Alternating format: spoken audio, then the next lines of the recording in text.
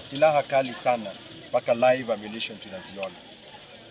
Walipoona tear gas, watu wameketi ndani, watu wanalia, wanapiga nduru, wakaanza kuchapa magari hapa.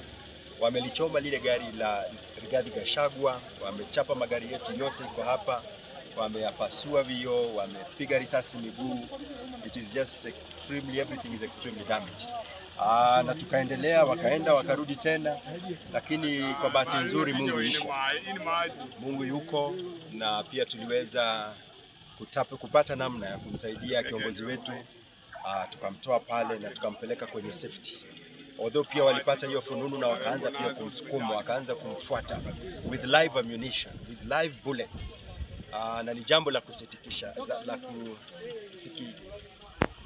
sana.